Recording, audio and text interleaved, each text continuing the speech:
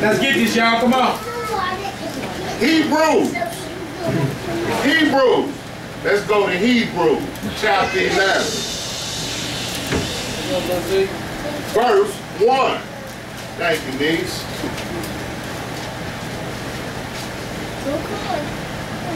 Hebrews chapter 11, verse 1. Now faith is the substance of things hoped for, the evidence of things not seen. Things hoped for, but you can't see it. But you got evidence that it's there. Right. What's Evidence. Spiritual. And what do the people, oh, you believe in something you can't see. Yeah, like you believe the wind there, you can't see the wind. But you got You evidence. can't see the of it. wind, but you feel it. You got evidence of it. It's the evidence of it, right? You can't see the spirit, but you feel it if you operating in the spirit. You got evidence. Just like the wind go wherever it blows. You feel me? Same thing, man. Come on. Verse 2. For by it the elders obtained a good report. By faith, the elders did obtain a good report. They would believe in the Lord. Come on.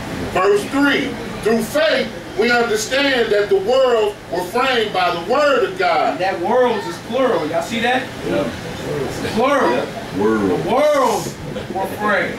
John 3:16 say, for God so loved the world. That's right. Singular. That's right. That's a worlds right there.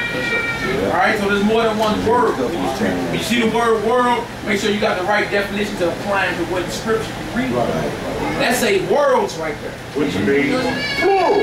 Yeah, like when your boy came over here, Columbus, they call this the new world. What a new planet. Right. Went on another earth or nothing. Different part of the world, different society, different setup. Disney World. Bro was just saying, Wayne's World. What are you talking about? You could be talking to somebody and they snap out of it and look at you like, I was off of my own world for a second. Be off of my own world. So the worlds were framed. Plurals, more than one word. Right. All right, come on, bro. So that things which are seen were not made of things which do appear.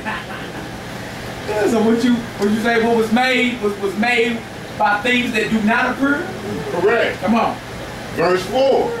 By faith, Abel offered to God a more excellent sacrifice than Cain, by which he obtained witness that he was righteous, God testifying of his gifts, and by it he being dead, yet speaking.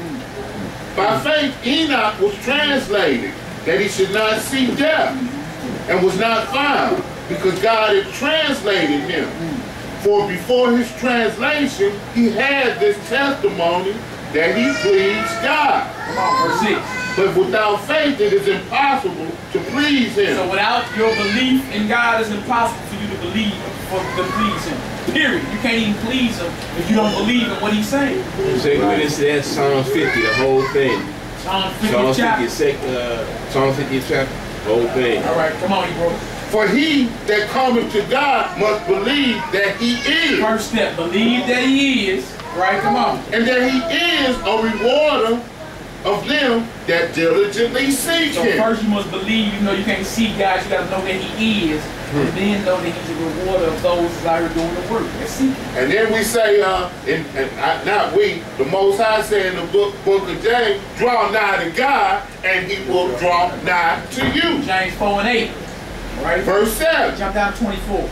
Jump down. 24, read on that. We're going to read about Moses and all that, the faith that they had. And you're going to see it's an action that followed. It ain't just lip service. Action followed. Verse 24. By faith, Moses, when he was come to years, refused to be called the son of Pharaoh's daughter. Moses was mature enough to understand what it was.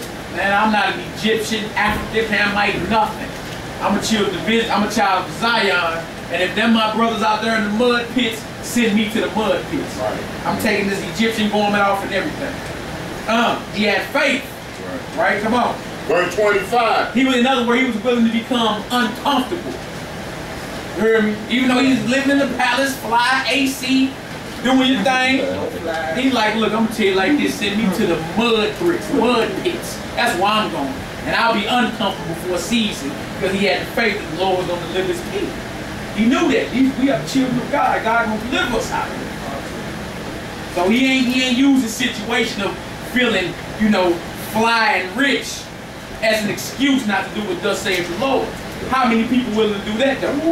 How many of these Negroes is actually in the black bootleg, or the black secret society willing to give up their position and authority in this kingdom and get it in with the children of God down here in the ghetto for real? Nah, they ain't got faith. You know what I'm saying? People just talking. This brother went, he was like third in command, the most powerful nation in the world.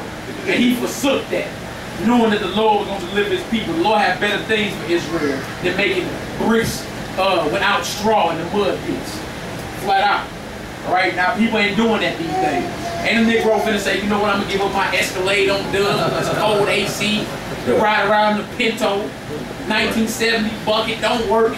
Ain't no AC. You ain't about to be inconvenienced for that. You see what I'm saying? People don't got faith that these brothers had. These brothers had faith. They was fully persuaded in the Lord. Alright, come on, Hebrew. Verse 25. Choosing rather to suffer affliction with the people of God than to enjoy the pleasures of sin for a season. That's the mindset we need to have. We got faith. You see that? It said he chose rather to suffer affliction with the people of God than to enjoy the pleasure of sin for a season. I'm good. I said I'd rather be my people.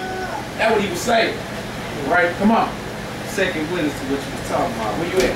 Bust. John 15:13. That Hebrew feeling it today, ain't it, boy? Bust. We'll start verse 12. This is my commandment, that you love one another, as I have loved you. Greater love have no man than this, that a man lay down his life for his friend. Ye are my friends, if you do whatsoever I command you. Henceforth I call you not servants, for the servant knoweth not what his Lord doeth. But I have called you friends, for all things that I have heard of my Father I have made known unto you. You have not chosen me, but I have chosen you, and ordained you, that you should go and bring forth fruit, and that your fruit should remain. That whatsoever you ask of the Father in my name, he may give it to you. There you go right there. You gotta have faith and believe that the Lord get that done. Whatever you ask the Father in the name of the Son, it'll be done. But you gotta have faith to believe that. Either them just words on, them just ink on paper, or you believe what you read. That's what it comes down to.